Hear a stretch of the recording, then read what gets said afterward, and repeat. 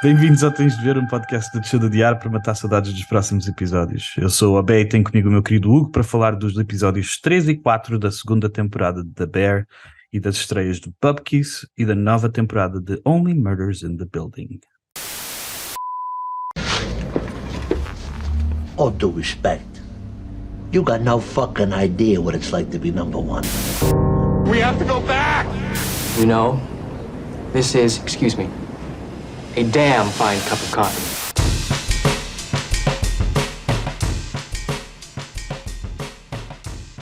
Bem-vindos de volta ao Tens de Ver. Esta semana vamos falar dos próximos episódios do The Bear, os 3 e 4. Mas antes, como é que foi a tua semana, meu querido Hugo? Foi bastante tranquila. Foi muito fixe. E só tenho a admitir que só ontem é que vi os 2 episódios. Ok. Mas foi de propósito, que é para estar fresquinho aqui na cabeça. Ainda mentiroso, mas está-se bem. Eu queria mesmo. Eu vi mesmo antes de começarmos a gravar, mesmo para estar fresquinho. Yeah. Não, estou a mentir, claro que estou a mentir. Vi ontem porque não me lembrei de ver mais cedo. Mas ainda bem que vi ontem, porque fiquei maravilhado com algumas cenas que já vamos falar. Então, já estás de acordo comigo que é a melhor série na televisão neste momento ou não? Neste momento? Ok, neste momento eu não sei. Eu vejo algumas, mas não consigo ver, não sei se... Neste momento se calhar é melhor, para mim é. Das tuas, das que tu estás a ver. Das que eu vejo é melhor. Então, e o que é que poderia ser melhor? O que é que poderia ser melhor? Essa é uma boa pergunta. Não, diz... Não, tipo, quais são outras séries que tu achas que são melhores do que esta? Eu não tenho, não consigo encontrar. Ok. Não, vou dá-lhe.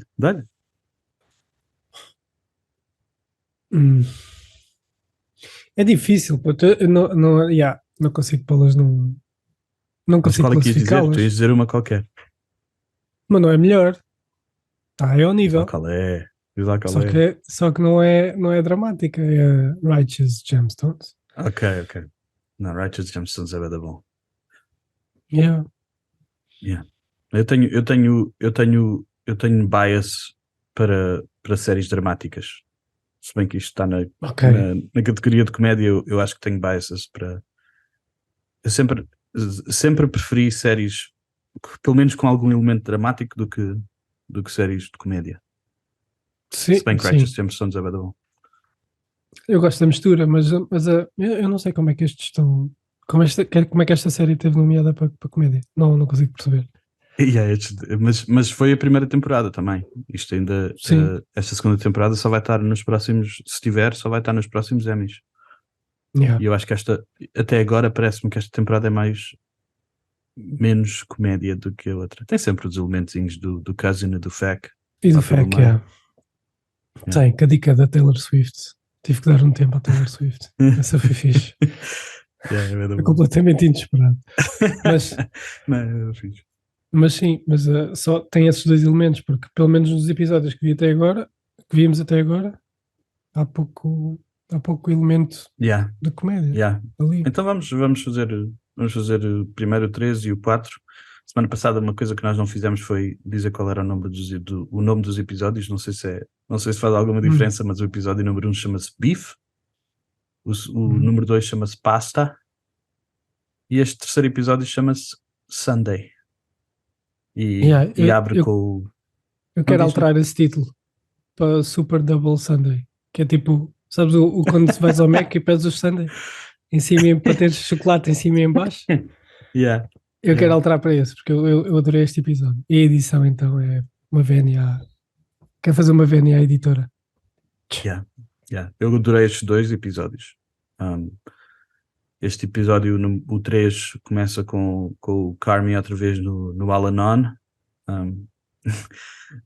Ele diz qualquer coisa que teve a googlar o que é que divertimento quer dizer. E que sempre que ele se divertiu, a família acabou por estragar.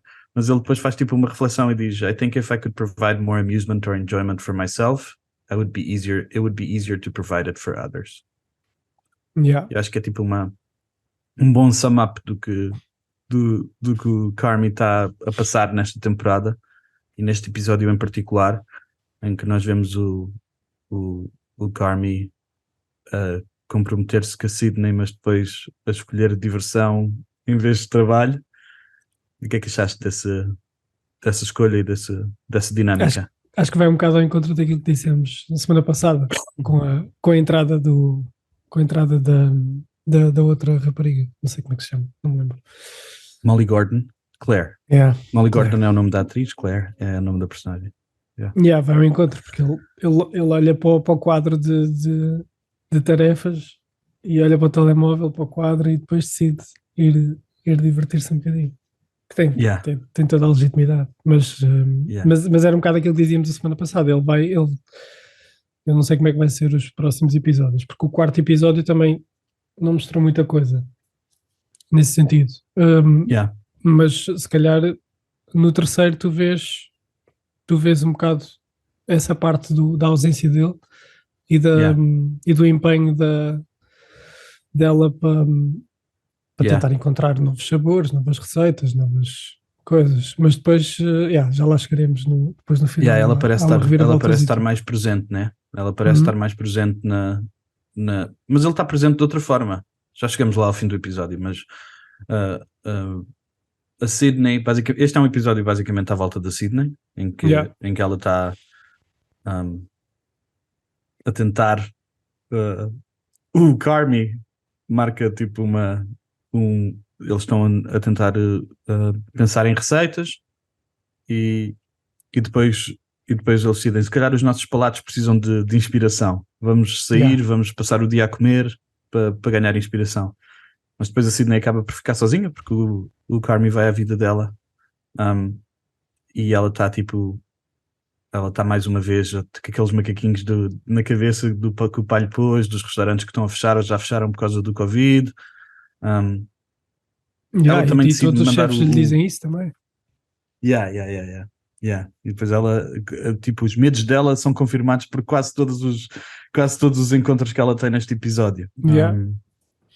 Em termos de parceria, em termos se ela tem algum acordo de parceria para receber dinheiro, tipo, montes de confirmações dos macaquinhos que o pai acabou de lhe pôr na cabeça no episódio anterior. E ela está insegura, né? Eles fazem outra vez o exagero com o sal e eles cospem a comida como se tivesse sido uma cena mesmo nojenta, que é um grande exagero. De certeza que não estava nojenta daquela maneira. Eles mas olha, e depois ainda por cima ele diz-lhe, antes dela sair, ele diz: It was almost quase perfect.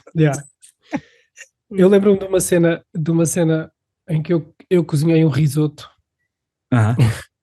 E a receita dizia qualquer coisa tipo como, não sei, 400 gramas de caldo de Knorr, só que eu enganei-me, pus 6 pacotes de caldos de Knorr, e quando vocês comeram aquilo, vocês tiveram quase todos a mesma reação que eles tiveram no episódio. Por isso não é assim tão exagerado. Eu lembro. Nós tivemos aquela reação. Sim, eu lembro muito. Até os teus pais, puto. Até os teus pais. Mas também puseste 6 caldos Knorr, ela não pôs 6 caldos Knorr. Foi não. Ela é uma chefe profissional, não foi? 6 caldos Knorr. Eu duvido que ela tenha feito mesmo uma cena mesmo horrível quando eles fizeram. Não, também eu. Também eu. Mas se calhar eles têm o palato mais sensível que o nosso. Não sei. Isso é verdade. Mas também por isso é que eles precisam de inspiração, que depois o Carmy acaba por não ir, né? Mas a Sydney continua a tentar organizar cenas. Pergunta ao Carmy sobre um estágio para o Marcus em Copenhaga, que é o episódio seguinte, né? Ela está a fazer anúncios para recrutar cozinheiros, e relacionado com isso, o Ibra neste episódio não aparece na escola de culinária. O que é que achaste desse pormenor? Eu estava a passar os olhos agora ao episódio porque queria ver o tempo da edição, quem começa aqui, em que eu mais me arrepiei, e cheguei a essa parte e ainda não sei dizer, mesmo vendo pela segunda vez, não sei dizer o que é que eu acho que ele vai voltar, não sei, acho que ele vai voltar para o restaurante, mas não vai voltar para a escola. Digo eu. Yeah. Não, eu Digo acho eu. também o mesmo. Eu acho que provavelmente eu não duvido que eles o deixem na mão, né? Sim. Provavelmente a Tina vai lá buscá-lo a algum lado, ou qualquer coisa, Yeah. dizer volta, não é preciso, nós gostamos de ti como tu és, tipo, era só tipo para melhorar, mas se tu te sentes confortável, qualquer cena desse estilo, É imagino isso. eu, Yeah. que vai Yeah. acontecer, mas yeah, eu acho que é tipo mesmo aquela, ele está mesmo desconfortável naquela situação de sentir que está mesmo, que está 20 passos atrás. Yeah. Uh, Ela está mesmo ela está bem contente, nas 7 quintas. Tá mas está mesmo triste por feliz. ele, Vai mais mas ela cedo e está tudo. preocupada. Nota-se Yeah. que ela está preocupada com ele quando tipo, as cenas estão a mostrar isso, tipo, ela olhar para o lado e não ver que ele não está Yeah. lá, tipo, yeah. E viu-se o pormenor dela estar a limpar a bancada e só depois é que chega o prof. Portanto, Yeah. ela chega antes do prof, Yeah. que é engraçado. Yeah. Yeah. Commitment. Yeah. Então, outra cena que aconteceu foi que nós vimos o Richie com a filhota dele, né? Fala-se de um Uncle Frank, parece que é tipo, a mim pareceu-me que ela estava a falar do namorado da mãe, ou qualquer coisa assim, Uhum.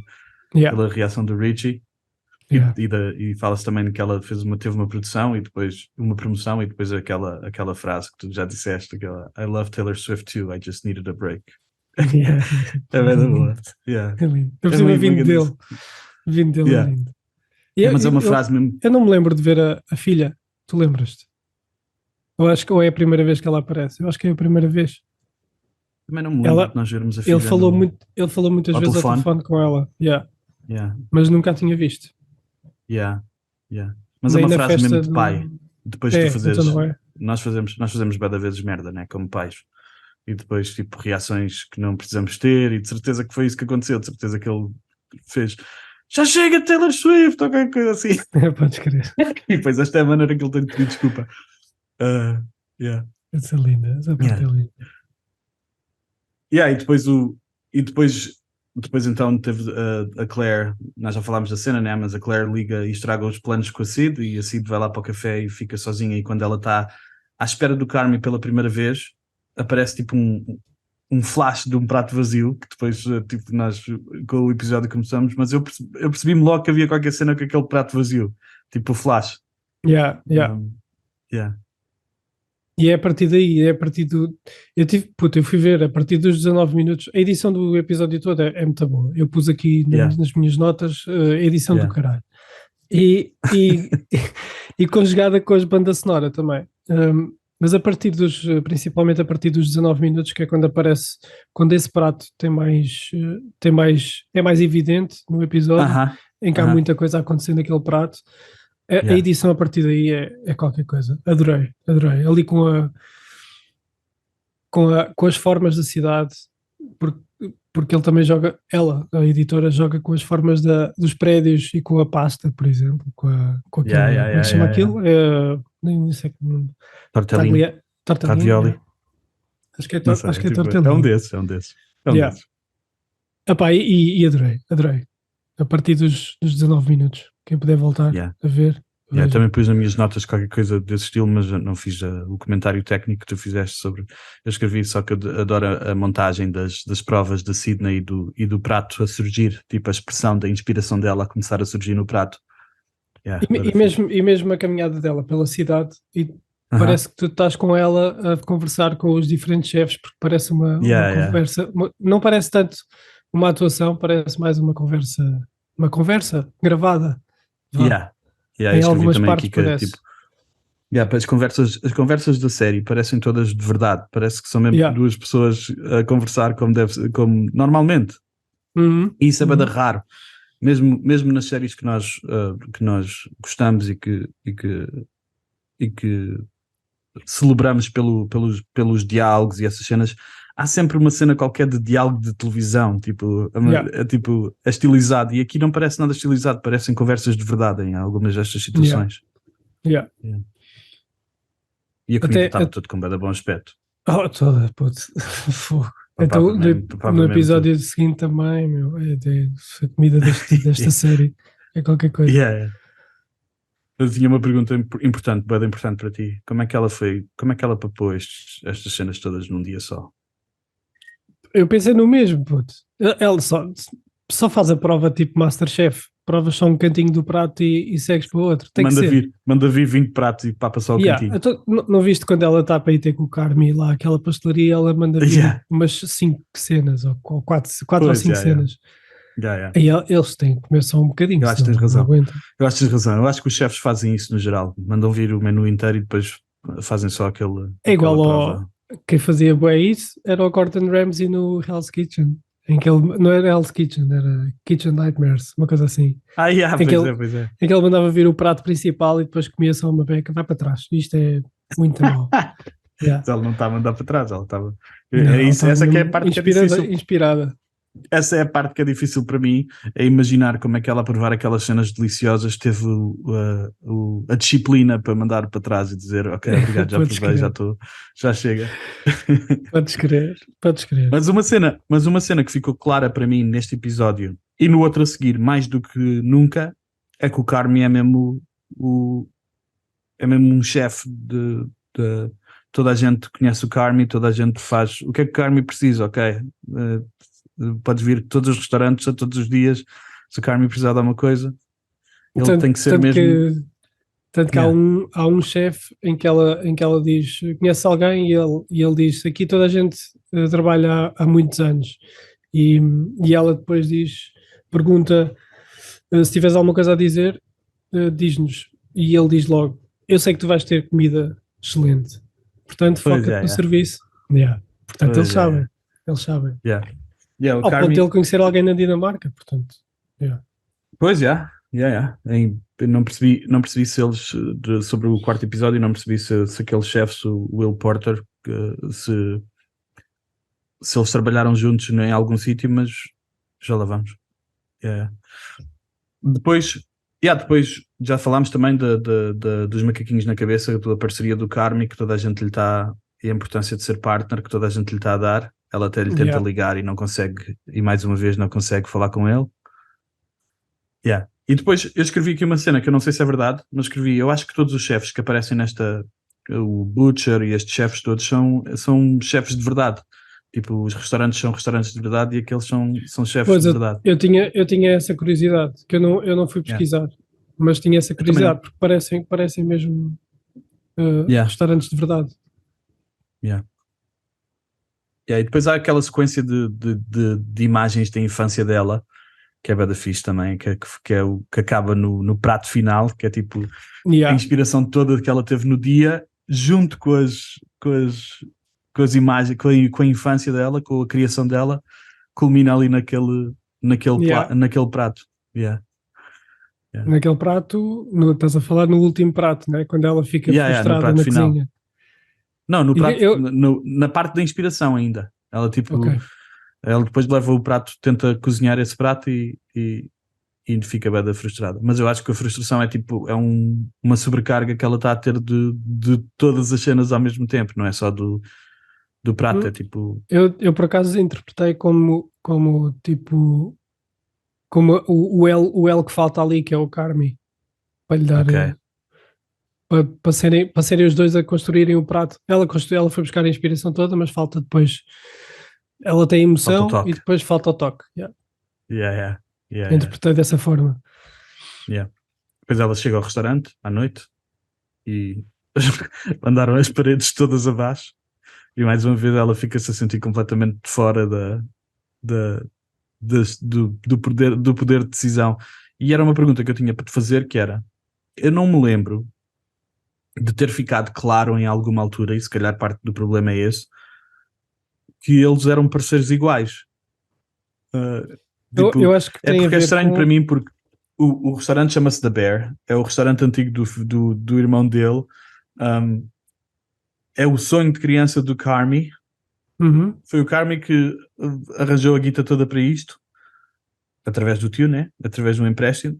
É claro, ela está a ter boa importância e grande trabalho, e o Carmi acredita nela, e por isso é que ele a quer ao pé dela, né?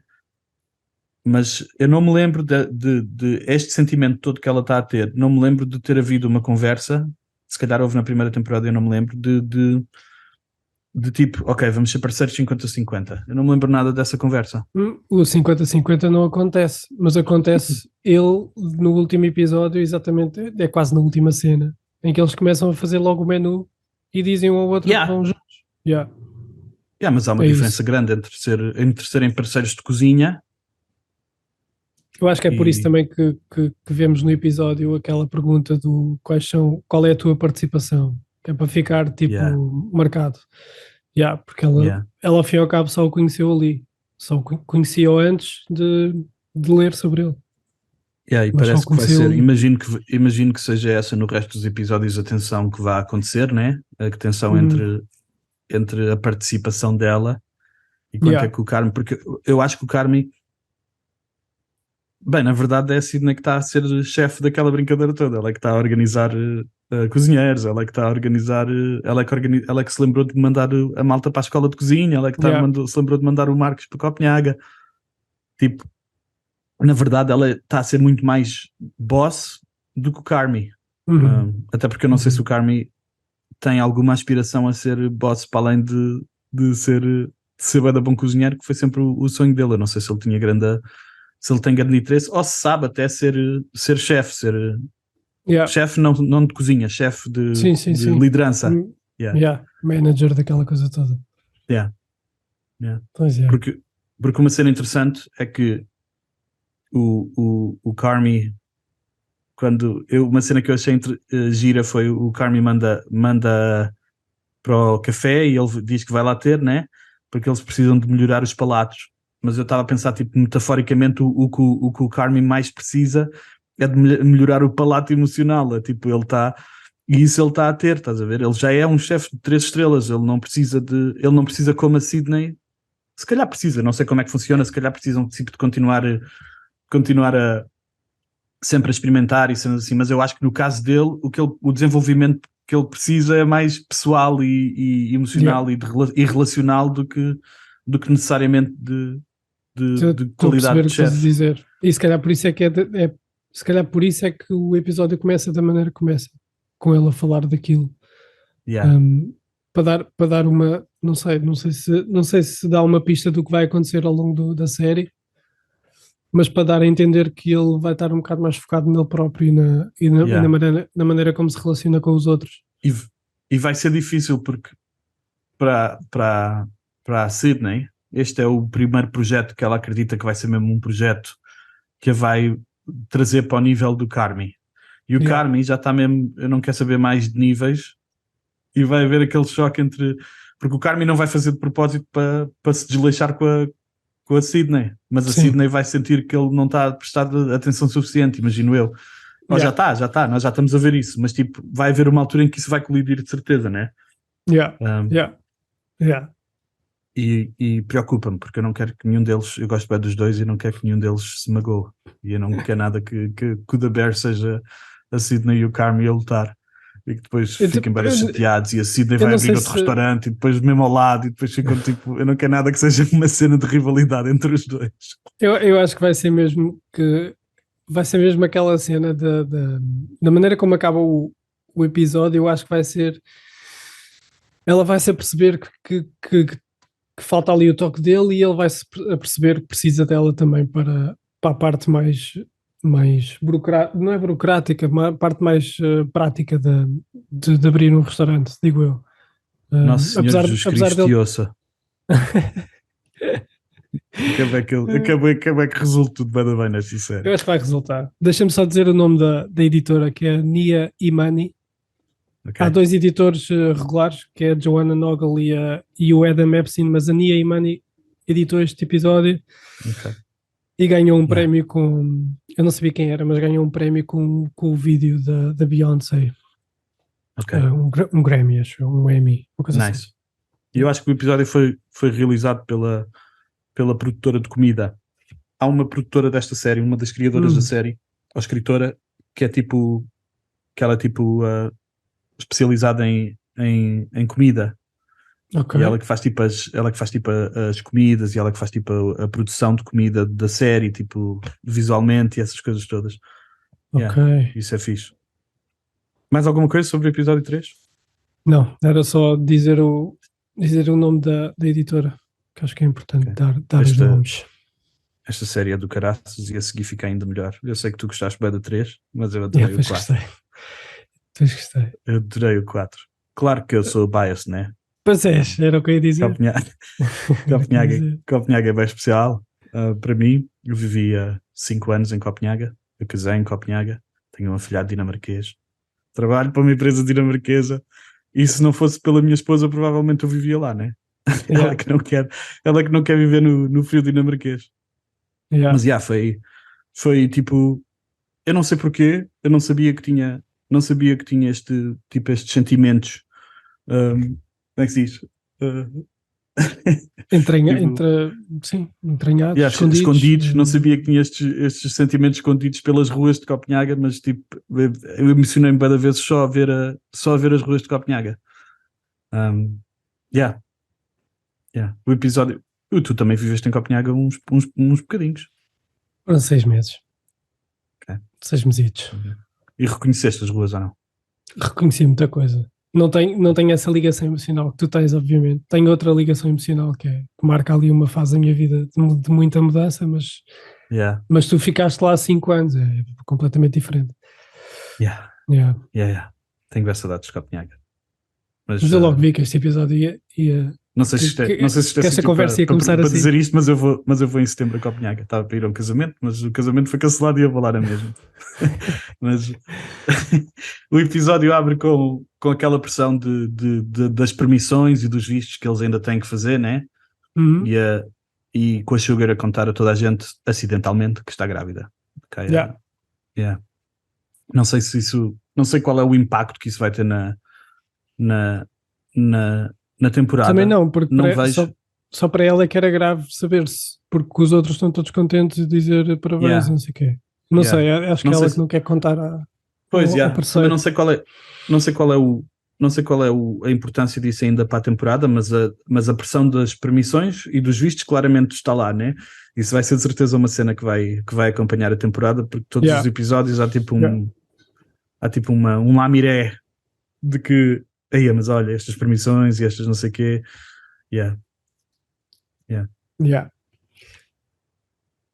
E fica confirmado no terceiro episódio que é a mãe do Marcus que está na cama, né? E ele fica tipo, bem entusiasmado para ir para Copenhaga, mas preocupado por deixar a mãe para trás. Eu estava a dizer que me deixou lagriminha nos olhos, mas assim que ele chegou a Copenhaga, eu estava mesmo parecia mesmo um bebê. E não aconteceu nada, ele tinha só chegado a Copenhaga e estava só a passear, mas bateu mesmo no coração. E depois ele fica numa casa-barco, que é uma grande cena também. Que ele por acaso diz aquilo como se fosse uma coisa um bocado estranha, é estranho, mas um bocado não é má, mas um bocado ele estranhou aquilo, estranhou viver-se num barco. Eu acho que é mais isso. Não sei se Chicago tem casas de barco, mas a Copenhaga tem bués, e é bada giro viver numa semana. Eu vivi algumas semanas num barco que é bem giro. Depois conhecemos o Will Poulter como Luca, como chefe Luca, que é o gajo que lhe vai dar o treinamento para que eles mandaram. E ao início não é treinamento que se diz. O treinamento pode ser. Mas é brasileiro. Treinamento é brasileiro. Mas ao início, eu não sei qual foi a sensação que tu ficaste, mas eu não sabia se ele ia ser um gajo lixado ou não. Se o gajo ia ser mesmo daqueles. O gajo está ali naquele limbo, né? Quando ele fala, como é que se chama o ator? A personagem do gajo? Marcos. Quando o Marcos fala para ele, quando o Marcos fala para o Luca e a câmera passa para o Luca, parece sempre que o gajo vai. Porque a nossa ideia é que os chefes, ainda por cima eram Noma, nossa ideia é que aquilo é um ambiente completamente estressante e vai estar sempre ali a berrar com ele. E não. Foi muito fixe, não foi fixe. Mas não achas que é isso que é a intenção deste episódio? Para além do crescimento do Marcos, eu acho que a intenção deste episódio é tipo mostrar uma maneira alternativa de ser cozinheiro, não ser tipo aquela pressão, tipo o Luca, de certeza que também passou pela pressão, porque ele diz que passou, né? E de certeza que continua a ser grande pressão nas atuações, nas performances, quando tem que trabalhar, mas tipo o discurso todo dele, a conversa dele toda com o Marcos, é sobre descobrir que nunca vai ser o melhor e tipo há mais vida para além da cozinha. Yeah. E a importância dessa vida para o teu trabalho depois na cozinha. Sem vida não há inspiração para depois trazeres para a cozinha.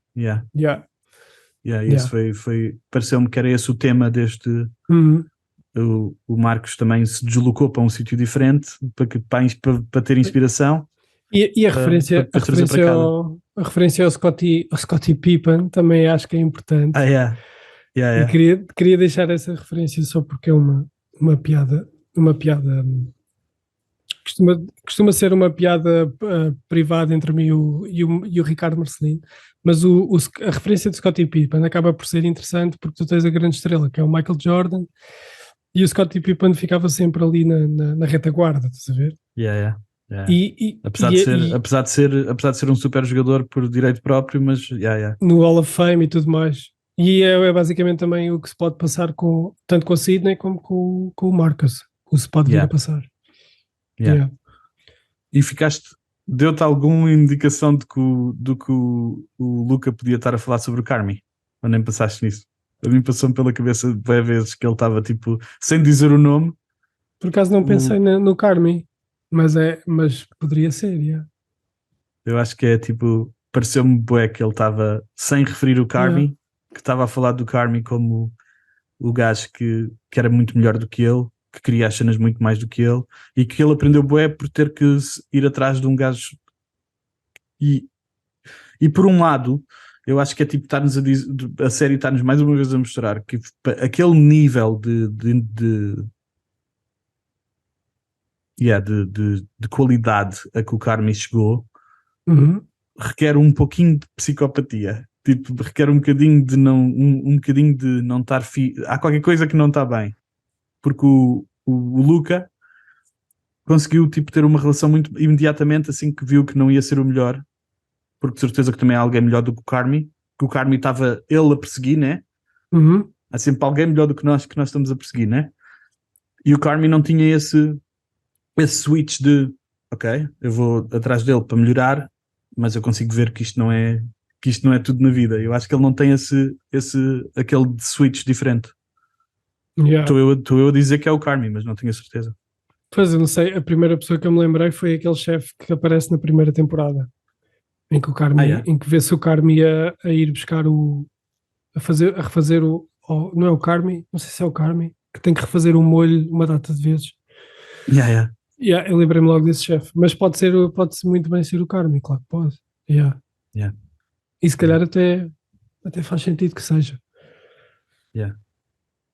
Vamos ver. Não sei se alguém nos vai dizer que se é ou não o Carmi, mas vamos descobrir mais à frente, se calhar.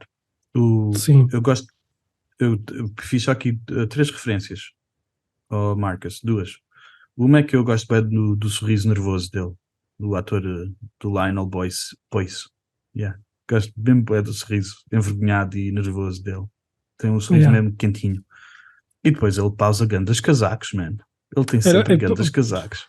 Aquele vermelho ou grená, o que é aquilo, é qualquer coisa. Adoro os casacos do Marcus. Brutal. Foi o espaço fashion do nosso podcast. Eu acho que é quando ele está sentado lá no Porto a falar com a mãe ao telefone. É esse casaco que eu curto mais. É bem pausado. Mas o outro que ele também tem, que é multicolor, também é bem pausado. Já o do Carmi a Sydney continua. Também. Pois é. Esta malta veste-se mais ou menos. Mais ou menos. A Sydney continua a recrutar cozinheiros, né? Está tipo a tentar, mais uma vez, ela está a fazer o trabalho de recrutamento. Imagino que tenha sido acordado entre os dois, portanto o Carmi deve-lhe ter dado essa função. Não falámos no fim do 3º episódio que o Carmi, ela que está a fazer tudo, né? Está a fazer algumas partes, mas o Carmi está tipo a supervisionar tudo, porque estava lá à noite, quando ela chega, estava lá o Carmi a supervisionar a queda das paredes, tipo. Exatamente. Ao mesmo tempo, esta era a parte que eu achava que podia ser interessante, que é, ao mesmo o Carmi, tipo, confia na Sydney para tratar das cenas ela própria. A Sydney está a ver como ele não me está a dar apoio suficiente, mas ao mesmo tempo o Carmy pode estar na cabeça dele a pensar, a minha forma de apoio é dizer, man, confio em ti 100%. Tanto que na conversa deles ela pede para ser avisada e ele repete muitas vezes, mesmo que não haja solução, e ela, sim, mesmo que não haja solução. Então para ele, e entendi, dessa conversa entendi que para ele está tudo bem com a divisão de tarefas e com a divisão de gerência que eles acordaram, mas que para ela não é bem evidente. Mas se calhar também influenciada pelas conversas que teve com os chefes. Mas ele está tranquilinho da vida. Mas o que me parece que vai faltar é essa conversa, porque o Carmy não é uma pessoa que saiba ter essa conversa de liderança e falar. O melhor que ele consegue fazer, e ele faz outra vez no fim do episódio, é aquele movimento de fazer assim. Peço desculpa, falamos disto mais tarde, porque agora não há tempo para falar sobre isto. Mas eu acho que essa conversa nunca vem, estás a ver? Ele continua a fazer assim no peito e a conversa nunca vem.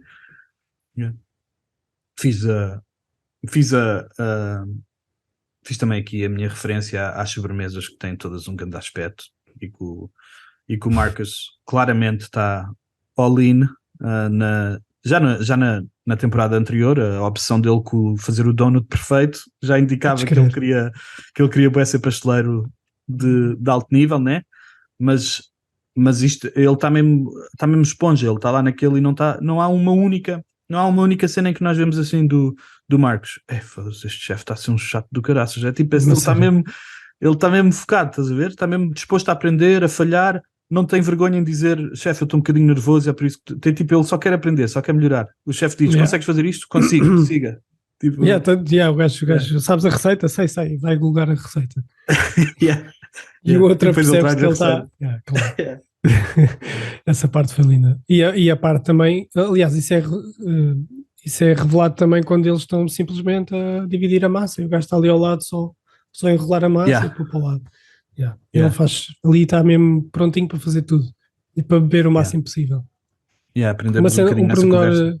Um pormenor engraçado, que acho que é o primeiro pormenor não é o primeiro pormenor, mas é um dos primeiros, quando ele entra na casa, no barco, e lhe dizem que aquilo tem um barco, tem um gato e ele tem que alimentar o gato e pôr água ao gato todos os dias. E ele mete água e reparaste que ele, quando mete a taça no chão, passa com a toalhinha na borda do prato, mesmo à chefe, a tirar o resto. Não reparei. Que é do pormenor. Esse pormenor é brutal. Que é do pormenor. Que é só uma aguinha, que é só uma tacinha com água. Aprendemos nessa conversa deles a cortar massa, aprendemos mais um bocadinho sobre a backstory do Marcus, né? Que ele era jogador de futebol americano e tinha como é que se diz, bolsa. Tinha bolsa para a universidade, mas depois, como muitos, acaba e não vão para as divisões superiores e têm que arranjar outros trabalhos. E depois ele diz qualquer cena como a minha mãe ficou doente e depois eu tive que arranjar um trabalho, qualquer cena desse estilo. Mas o sonho dele, ele diz que adorava jogar futebol americano, era a cena que ele adorava mais. E deve ter transferido esse amor para a pastelaria.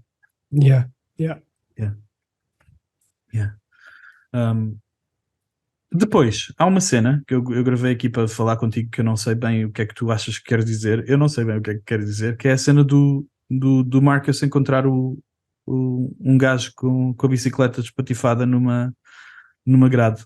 Eu sei o que é que quer dizer do ponto de vista técnico. É que os dinamarqueses bebem cerveja como ao caraças.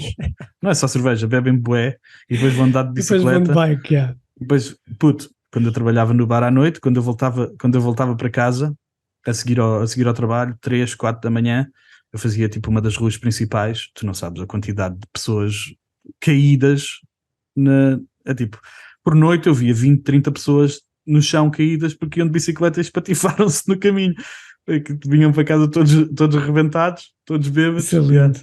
Houve uma vez lá na Dinamarca contigo, tu saíste mais cedo do sítio onde estávamos e foste para uma casa. E eu depois ia ter contigo, só que eu fiquei com o pessoal e fiquei a beber, bebemos aquela Jägermeister, que aquilo não vale nada, mas bebemos muito disso.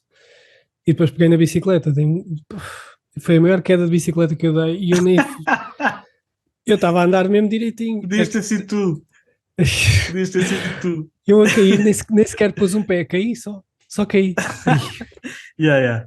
Portanto, o que é que aconteceu? É Eu sei verdade. exatamente o que é que Aquilo é aconteceu. verdade. Yeah. Mas depois o que é que achas que a série quer dizer com a cena do Marcos a tomar conta daquele senhor? A primeira coisa que eu pensei foi a ligação com a mãe dele. Que ele não consegue cuidar da mãe e aparece ali alguém para ele cuidar. Mas mais importante do que ser ele a cuidar também é ele ver, receber ter esse retorno de alguém Ok, eu não de estar a pensei cuidar nisso, de yeah. alguém e ele Receber salva a o pessoa e a abraço, pessoa o recebe um obrigado. abraço. Tanto que recebe um abraço e tu vês a mão dele mesmo a abraçar também o homem, estás a ver? Eu acho que é muito por aí. Eu depois fui ler Não pode uma. ser, faz sentido. Faz Fui sentido ler, porque ele há 4 anos que está a tomar conta da mãe e, yeah. e, e nunca não tem esse tipo, não tem esse obrigado, porque a mãe não pode, né? Mas se Yeah. calhar ele precisa desse carinho, desse amor. O ator falou dessa cena, eu vi há bocadinho antes de entrarmos aqui antes de estarmos a falar. Aham. Ele falou dessa cena e do ponto de vista dele, ele diz que viu aquilo como tendo por experiência a cor da sua pele, por exemplo, enquanto pessoa que está no estrangeiro e que ajuda uma pessoa no estrangeiro, tal uma pessoa da cor dele, mais um branco. Depois aparece alguém desconhecido, não está a perceber o que é que está a acontecer. Ele, na Certo. cabeça dele, a outra pessoa pode interpretar como este gajo já está aqui a atacar o branco. Pronto. Também há essa ligação que ele fez, que o próprio autor fez. Mas eu acho Ele que está a fazer ele está a fazer a interpretação americana em que as discussões sobre raça e ainda estão bem presentes e na Europa, Sim, não que não exista, pá, o racismo não acabou, né? Mas, não. mas, Yeah.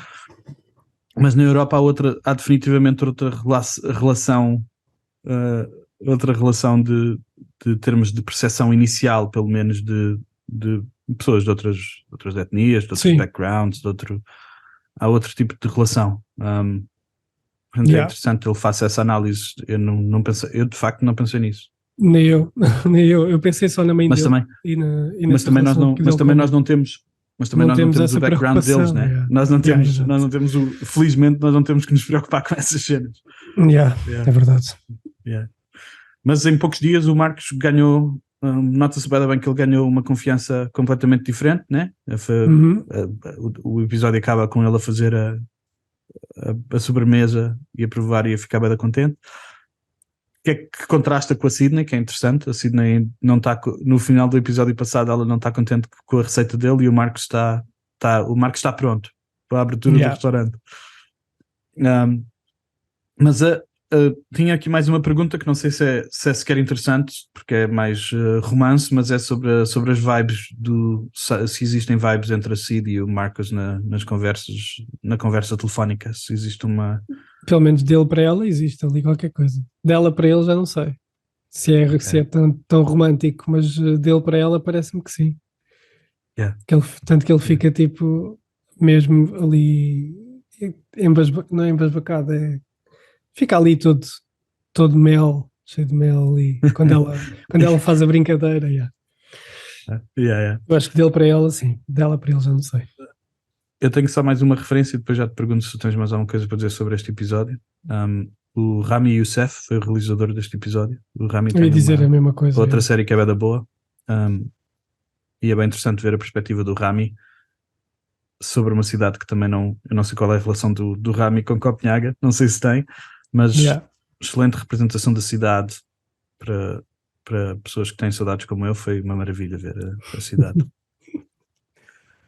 Eu tenho só a dizer que a falar sobre a banda sonora, que aparece uma música que aparece lá, que eu acho que é quando aparece o Noma, que é assim tipo um saxofone levezito, que é de um homem chamado Mulato Astat, a música chama-se TZ, já tinha aparecido num filme em que entrou o Bill Murray, do Jarmusch, Broken Flowers, uma coisa assim. Eu adoro essa música, sempre adorei e acho que fez ali a combinação perfeita com a cidade e com a comida. É brutal. E entusiasmo para o resto da temporada. Eu não podia estar mais entusiasmado. Tipo, Também gostei eu, bué destes dois episódios. Gostei bué destes dois episódios terem tocado em duas personagens secundárias. Ficámos a saber muito mais sobre duas personagens. Não sei se a Sidney é secundária, mas o Marcos definitivamente era. Pois era. E isso é uma cena que a série está a fazer com bué sucesso. Estamos a aprender mais, aprendemos mais sobre a Tina, sobre o Ibra, sobre a Sidney, sobre o Marcos. Tipo, yeah. É isso, também ia dizer que estou entusiasmado para saber as histórias dos outros, que eu espero que a gente veja. Porque ainda não nos focámos muito no primo, não nos focámos muito na Tina, e eu estou curioso com isso, para saber a experiência deles. Yeah. Tive que fazer um esforço grande para não ver o próximo episódio. Para ver só para a semana. Melhor série na televisão. Não sei. Não sei se vai ser. Não sei se não vai ser a melhor série de sempre de televisão. Desculpa, deixa-me em paz. Se eu quero dizer estas cenas, deixa-me em paz. Liberta-me. Esta semana. O teu pódio é assim: terceiro, segundo e primeiro. É tudo ao mesmo nível. O teu pódio. Então, consegues dizer qual é o teu filme preferido de sempre? Não consigo. Pois, estás a ver? Então, os meus são todos os melhores de sempre. Esta semana também estreou a terceira temporada do Only Murders in the Building. Saíram o episódio 1 e 2.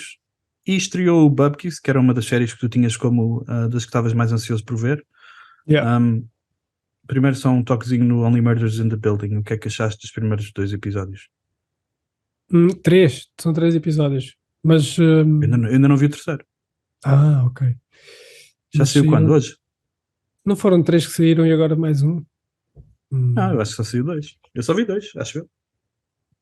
Mas também não interessa, porque aquilo que eu tenho a dizer também não é importante. Eu só tenho a dizer que eu gosto bem da série, mas não vai ser de todas as melhores de sempre, obviamente, mas gosto da série pela leveza que por exemplo, tu sais de um The Bear, que é um bocadinho mais dramático, ou do Succession, por exemplo, em que estava a acompanhar com o Ted Lasso. Agora tens o The Bear e podes acompanhar a seguir o Only Murders in the Building, e é ali aquela combinação perfeita entre dramatismo e leveza, e deixares-te ir naquele episódio. É um sorbet de limão, tipo para limpar o palato. Exatamente. O que achas? Exatamente. Eu também trabalhar nesta. Um calipsito no final de tarde suada. Exatamente.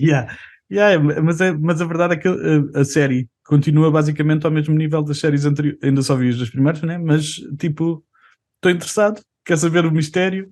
O Paul Rudd e a Meryl Streep são 2 adições bada boas. A Meryl Streep rouba 2 cenas completamente incrível, ela é mesmo incrível.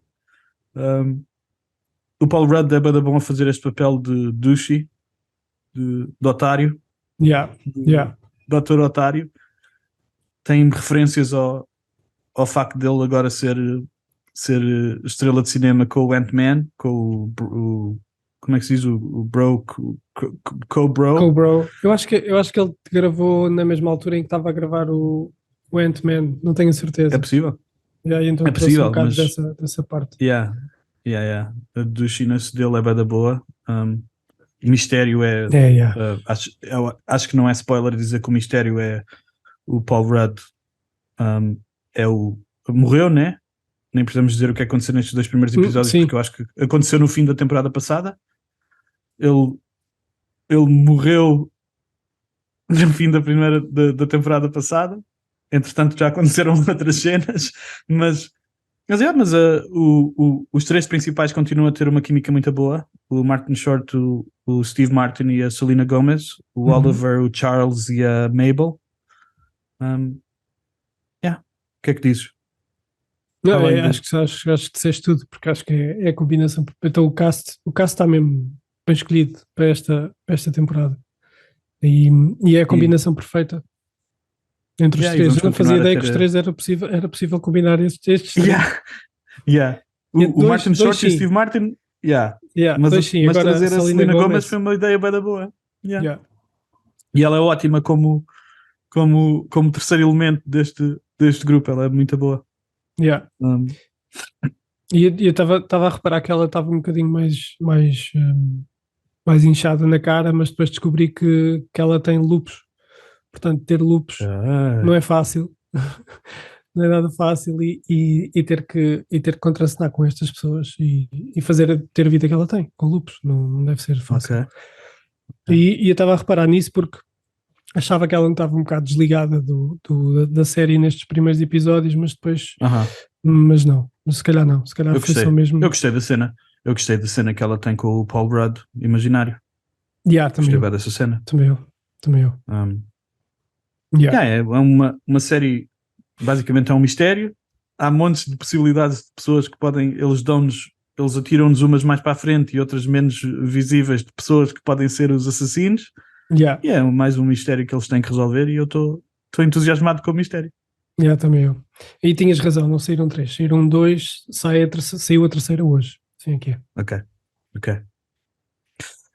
Hoje, terça-feira, o episódio sai na quinta-feira. Exatamente. E depois, também saiu Bupkis. Viste alguma coisa de Bupkis? Vi 3 episódios.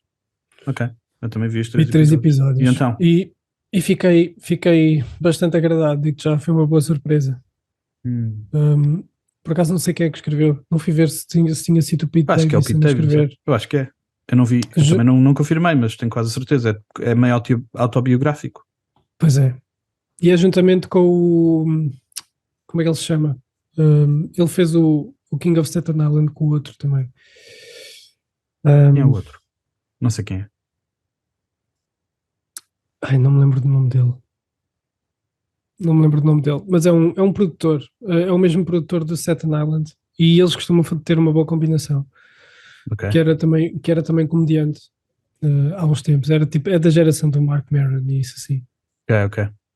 E fiquei foi uma boa surpresa até pelo Joe Pesci e pelo Edie Falco, esses não há como falhar, né? E não só por eles, também pelo o tio dele, o Roy, que é o Brad Garrett e o Bobby Cannavale. É excelente. É tão bom. É surreal. Adorei. O Bobby Cannavale é uma maravilha, man. E o Joe Pesci também, man. O Joe Pesci, há uma cena em que o Joe Pesci está a tocar piano, em que está toda a gente à volta dele a ver o Joe Pesci tocar piano, em que eu imagino que o set devia ser: ei, puto, estamos a ver o Joe Pesci tocar piano, man. Podes crer. Joe Pesci é bem bom. Eu não sei como é que ele está mesmo. Ele continua super energético aos 80 anos. Já tem 80. Maravilha. 80, man. Eu não sei como é que ele conseguiu o Joe Pesci, porque o Joe Pesci não tem aceito fazer muita coisa, né? Mas eu acho que ele grande elenco. E acho que também não é spoiler que parece que a série vai ser sobre a relação dele com o avô, porque o avô está doente. Nós não sabemos quanto é que vai durar, mas também é sobre a relação dele com a família, né? E os traumas dele e o pai dele. Eu não sabia isto e pelos vistos é também verdade. O pai dele morreu no 11 de setembro. Fez um special e também foi um bocado à volta do pai. Foi brutal esse special. Ok, como eu te disse, eu não sabia nada do Pete Davidson e até agora estou a gostar bastante da série. É de facto naquela, tu tinhas dito que era tipo o Louis. Não é Louis. E é de facto Pete, o Louis. E é de facto nessa onda, né? Tipo autobiográfico, comédia, situações meio surreais, às vezes super dramático, às vezes mesmo comédia parva, momentos bem emocionais com a mãe a dizer-lhe que estava bem preocupada e ele está a dormir. Não perde o momento de super emoção da mãe. Tipo, vou ver o Bupkis até ao fim, de certeza. Também não consigo dizer Bupkis. Bupkis. Eu lacrimejei no final do segundo episódio. Quando ele fala é o final do segundo episódio? Ele deixou o episódio é sobre o casamento do tio, né? Do Bobby Cannavale. E ele deixa o tio em casa e o tio diz: vá, tem que ir tem que ir fazer na garagem, tem que ir para a garagem, estou a fazer um molde em prata, não é prata, em metal do símbolo do Wu-Tang Clan, uma coisa assim. E depois no final tens a fotografia desse molde que ele fez. Na verdade, tens as fotografias no casamento, eu metem-me fotografias antigas e uma música por trás e eu fico já. Não, eu também fiquei surpreendentemente emocionado com a série, com os momentos mais dramáticos da série. E o Bobby Cannavale é bem bom. Pois não, é surreal. Mas também apareceu o Steve Buscemi, também apareceu o Jon Stewart, também apareceu o Al Gore, também apareceu, todos a dar um pontapé, parece uma super estrela. E o Jon Stewart é sempre bem engraçado. Mas o Steve Buscemi a fazer de padre em que ele exagera com o puto a dizer: o teu pai está aqui, queria que fala com ele. É lindo. É lindo. Grandes atores, boa escrita, história verídica. O Pete Davidson claramente tem uma ligação emocional a esta história. Estou indo. Não, eu também vou acompanhar até ao fim, de certeza. Temos mais alguma coisa antes de ir embora? O produtor que eu estava a dizer é o Judd Apatow. Ok. Judd Apatow dos filmes todos, dos filmes todos daquela pandilha do Seth Rogen e do Paul Rudd e do... isso é exatamente. E do Jonah Hill, é o realizador e produtor desses filmes todos, que começou com o Superbad. Exatamente. Anos atrás. É isso. Ok. Só tenho mais uma cena para referir e depois já te pergunto se tu tens também. Dia 7 de setembro na Netflix sai a próxima temporada e última do Top Boy. É uma série de crime das cidades de Londres, da perspectiva do tipo bairros sociais. A série é bem da boa, é brutal mesmo. Uma das melhores séries da Netflix, sem dúvida. Se nunca viram, podem ir ver, porque eu acho que tem poucos episódios. Cada temporada tem 3, acho eu, ou 4 episódios. Não é tipo uma série que temos que ver 350 episódios para acompanhar. E todas as temporadas são muito boas. Os atores é super realista, parece mesmo que estás na cidade, nas ruas de Londres, no mundo mais underground. Excelente. Aconselho vivamente. Ok, vou dar um olho nisso também. Mais alguma coisa, meu amigo, antes de irmos? Não, só ontem tinha de falar disto, mas eu falo aqui agora também que é um documentário em 3 partes que os irmãos Shefty vão lançar, que é o Telemarketers, que parece-me ser interessante. E pronto, para a semana digo se é ou não. Ok. Com esta ficamos. Até para a semana a toda a gente. Obrigado. Sigam-nos nas redes. Este foi mais um episódio do Show de Diário para matar saudades passadas, presentes e futuras. Obrigado.